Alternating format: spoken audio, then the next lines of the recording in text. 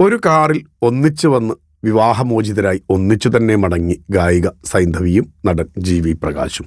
അടിയും തൊഴിയും തെറിവിളിയും ഭീഷണിപ്പെടുത്തലും ഒന്നുമില്ല. ഒന്നിച്ചു ജീവിക്കാൻ കഴിയില്ലെന്ന് മനസ്സിലാക്കി വിവാഹമോചനത്തിനുള്ള അപേക്ഷ സമർപ്പിച്ച് സംഗീത സംവിധായകൻ ജി.വി. പ്രകാശ് കുമാറും ഗായിക സൈന്ധവിയും. ചെന്നൈയിലെ കുടുംബ കോടതിയിലാണ് ഇരുവരും അപേക്ഷ നൽകിയത്. ജി.വി. പ്രകാശും സൈന്ധവിയും കോടതിയിലേക്ക് ഒരേ കാറിലാണ് എത്തിയത്. മടങ്ങിപ്പോയതും ഒരുമിച്ച് തന്നെ. ഇതിന്റെ ദൃശ്യങ്ങൾ സമൂഹമാധ്യമങ്ങളിൽ തരംഗമായി കഴിഞ്ഞു. ഇരുവരുടെയും പരസ്പര ബഹുമാനത്തെ പുകഴ്ത്തുകയാണ് ആരാധകർ. കഴിഞ്ഞ വർഷം മെയ്യിലാണ് തങ്ങൾ വേർപിരിയുകയാണെന്ന് ജി.വി. പ്രകാശ് കുമാറും സൈന്ധവിയും പരസ്യ പ്രഖ്യാപനം നടത്തിയത്.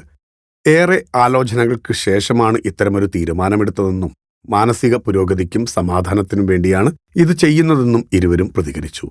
വേർപിരിയലിന് ശേഷം ജി.വി. പ്രകാശ് കുമാറും സൈന്ധവിയും ഒരുമിച്ച് വേദി പങ്കിട്ടത് ഏറെ ചർച്ചയായിരുന്നു.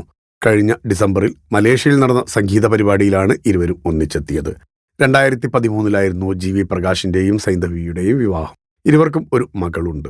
A.R. റഹ്മാന്റെ സഹോദരീ പുത്രനാണ് ജി.വി. പ്രകാശ്. റഹ്മാൻ സംഗീതം നിർവഹിച്ച ജെന്റിൽമാൻ എന്ന ചിത്രത്തിലൂടെ ഗായകരായി തമിഴ് സിനിമയിൽ അരങ്ങേറ്റം കുറിച്ച ജി.വി. പ്രകാശ് പിന്നീട് സംഗീത സംവിധായകനായും നടനായും പേരെടുത്തു. എന്തായാലും എടുത്തത് ധീരമായ തീരുമാനം.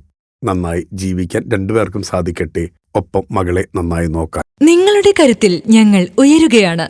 സബ്സ്ക്രൈബേഴ്സ് 10 ലക്ഷം കടന്നിരിക്കുന്നു. സ്വർണ്ണ തളിക നേടാൻ സഹായിച്ചതിന് നന്ദി. നിങ്ങളും ബെൽബട്ടൺ അമർത്തോ.